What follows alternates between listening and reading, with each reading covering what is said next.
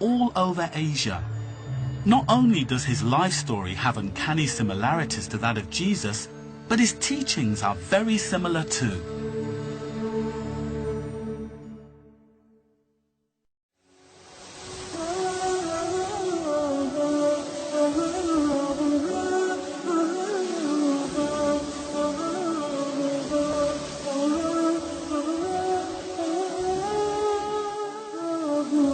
Already heard of the remarkable similarities between the life stories of Krishna and of Jesus. But here in India, there's another important religious figure, also the result of miraculous birth, who was tempted by the devil before beginning his public ministry at the age of 30, who performed miracles such as walking on water and the feeding of 500, and who challenged the established religious order and presented an alternative way of understanding the world, and who spread his teachings and wisdom through parables and sayings. Now, it all sounds extraordinarily familiar, but I'm not talking about Jesus, but of Prince Siddhartha Gautama, or Buddha.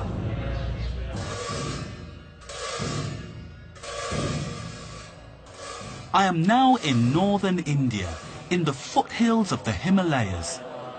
After the Chinese invasion of Tibet in 1950, this area became the spiritual home of Tibetan Buddhism. In my search for the hidden story of Jesus, I have come here to investigate the similarities between Jesus and Buddha.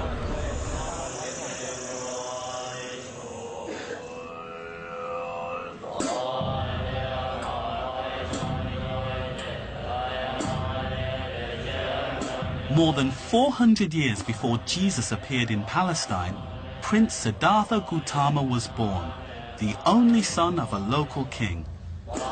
According to tradition, his mother Maya gave birth to him miraculously. Like Jesus, he was also predicted to become a great man from birth, and wise men traveled to see him.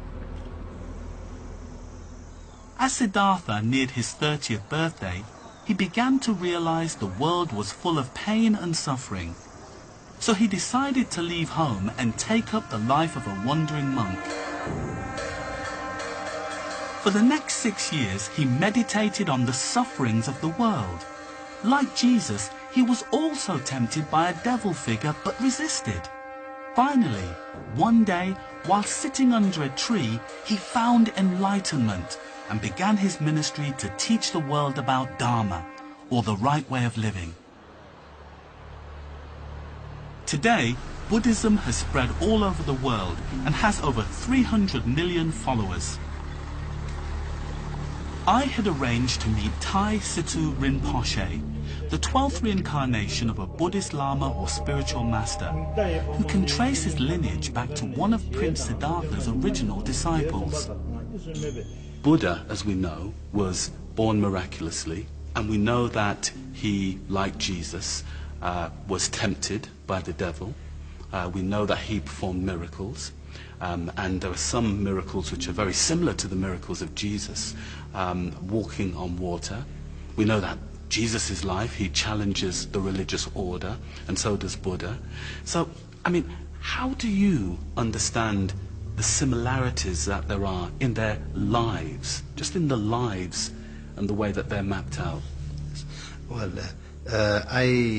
this is interesting because on earth you cannot find one person who don't like to be happy and who like to suffer. You cannot find one. Everybody like to be happy, everybody don't want to suffer. So the teaching of Buddha is based on that. The teaching of Christ is based on that. And why? I think is because both of them are humans. Right. But the good thing is if you are following pure Christian lineage, then you are following the path already.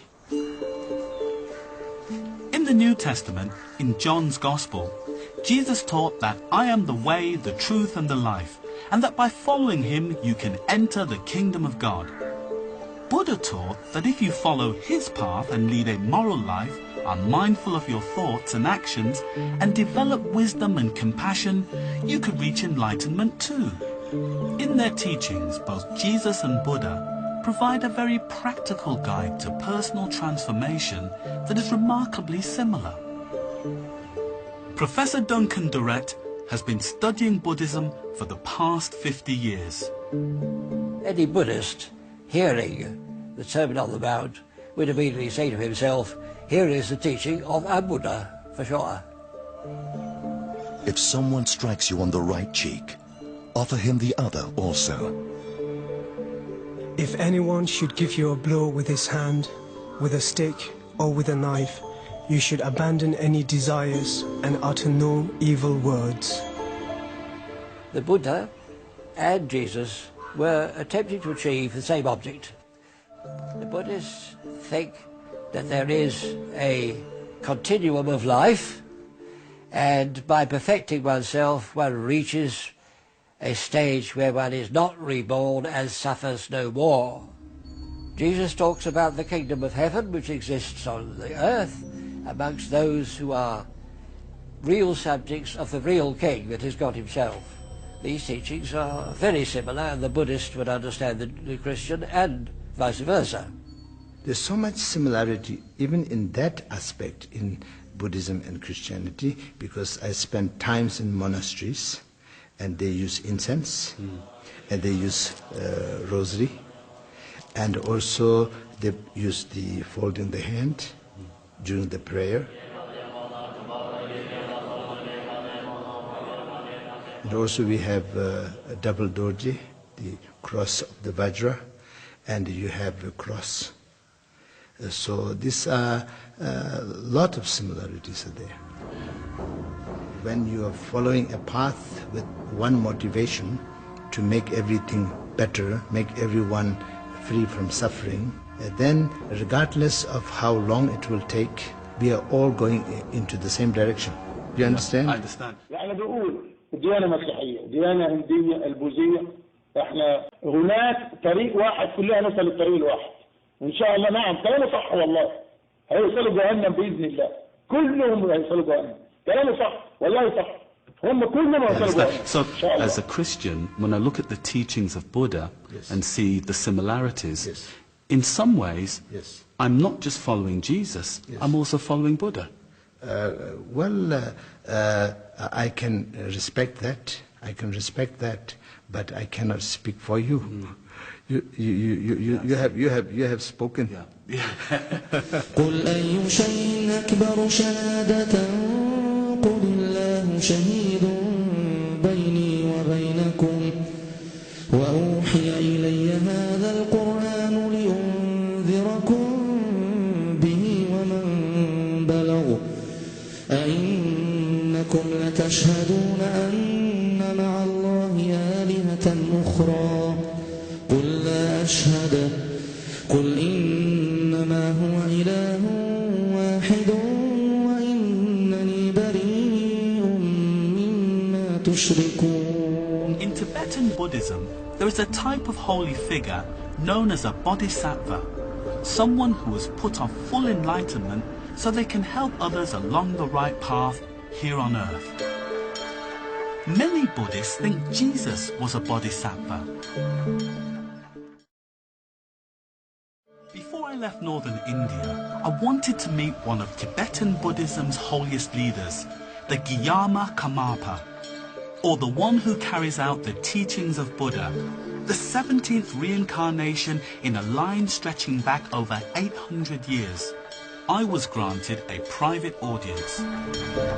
How would you explain Jesus as a Buddhist? Where would you place him?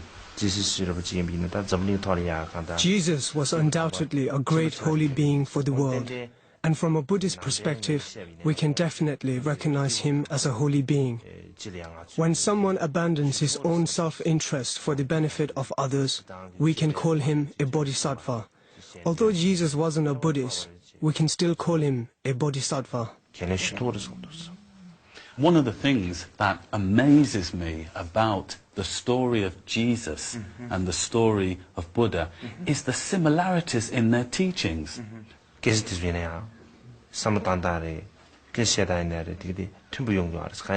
Their thoughts or teachings are similar because their motivation is to guide others towards the right path.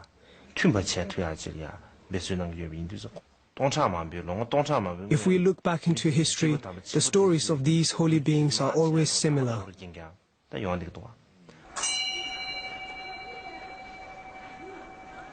So what could be the cause of these similarities?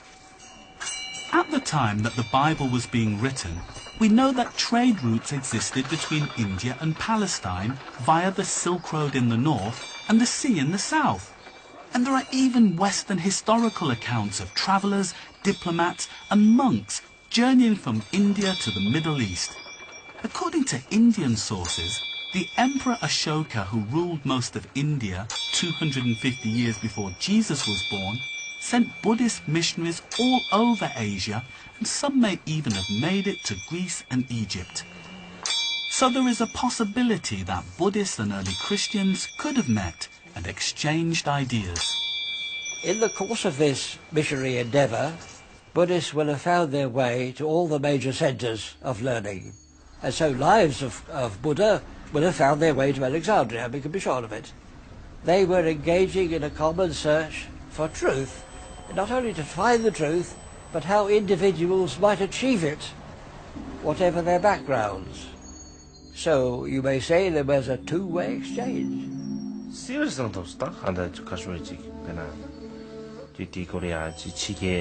Yes, it is very possible. We have stories where sailors and soldiers who went on campaigns took Buddhist teachings with them. Some believe, and I have been informed, how during Jesus' lost years he came to India at the peak of Buddhism. He was impressed by the teaching and took it back with him. So yes, it is very possible.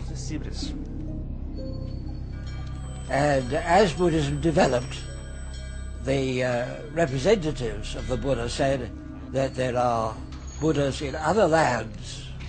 And when the story of Jesus is told and how he knowingly and deliberately flung his life away to show the result of his teaching, there we are, there's a Buddha.